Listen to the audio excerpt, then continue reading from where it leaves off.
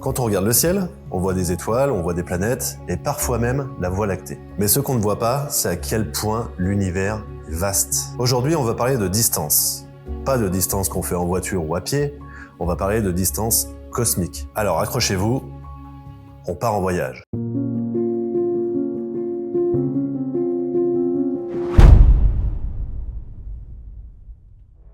Commençons chez nous, le système solaire. C'est notre quartier dans notre galaxie, la Voie lactée.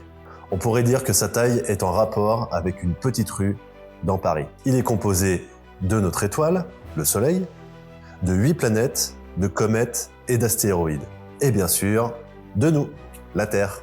Juste là, c'est nous. La distance entre notre Terre et le Soleil est d'environ 150 millions de kilomètres. C'est ce qu'on appelle une unité astronomique. Par comparaison, si la Terre était de la taille d'une petite bille, le Soleil serait une boule de feu d'environ 1 mètre de diamètre à plus de 100 mètres de distance. Pluton, la planète naine la plus connue, je dis naine pour pas froisser certains cerveaux qui ont supprimé Pluton de la liste de nos planètes, est à environ 40 unités astronomiques. C'est donc 40 fois la distance entre la Terre et le Soleil. Et pourtant, on est toujours dans notre quartier. Petit rappel important, la vitesse voyage à une vitesse de 300 000 km/s. Sa lumière met environ 8 minutes à parvenir jusqu'à nos yeux. On dit donc que le Soleil est situé à 8 minutes lumière de nous. J'ai fait une vidéo là-dessus, je vous laisse le lien juste ici. Maintenant, on recule un petit peu. Notre système solaire est une toute petite partie d'un gigantesque ensemble. Notre galaxie, la Voie lactée. Une grosse ville dans le monde de l'univers. Une galaxie, c'est quoi? C'est un regroupement de centaines de milliards d'étoiles, de planètes, de gaz et de poussière. La nôtre contient entre 200 et 400 milliards d'étoiles.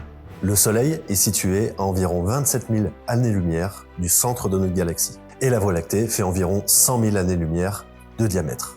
Ça veut dire que la lumière met 100 000 ans à traverser entièrement la galaxie. C'est vraiment trop grand, Et pourtant, ce n'est qu'une galaxie parmi des milliards d'autres. Quand on recule encore un peu, on tombe sur des groupes de galaxies. Notre galaxie, la Voie lactée, appartient à un petit groupe d'autres galaxies qu'on appelle groupe local. On y trouve notre voisine la plus proche, Andromède, qui se situe à 2,5 millions d'années-lumière de nous. C'est la plus proche, à l'échelle galactique. Ce groupe fait environ 10 millions d'années-lumière de large. Et il fait partie d'un groupe beaucoup plus vaste, qu'on appelle l'amas de la Vierge, qui lui contient des milliers d'autres galaxies. À ces échelles, notre cerveau décroche un peu. Et c'est normal, les distances sont tellement grandes qu'on n'est pas câblé du tout pour les comprendre. Je vais vous donner quelques exemples de faits contre-intuitifs. À cause de l'expansion accélérée de l'univers, certaines galaxies s'éloignent plus vite que la lumière de nos yeux. Et oui, c'est possible plus vite que la lumière dans ce cadre-là. Non, si, on ne les verra donc jamais. Même avec les télescopes les plus puissants, c'est impossible. Andromède, en revanche, notre voisine la plus proche, se rapproche de nous malgré l'expansion. Elle fonce droit sur nous à plus de 400 000 km/h. Ça va trop vite! Vous allez me dire pourquoi? Parce que la gravité locale l'emporte sur la force d'expansion de l'univers. Et dans plus de 4 milliards d'années, elle va fusionner avec la Voie lactée. Ça va piquer.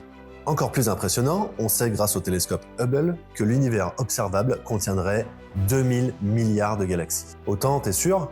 Ouais, je t'assure. Si on remonte le temps jusqu'à ce moment-là, le Big Bang, il y a 13,8 milliards d'années, on arrive au moment où tout a commencé.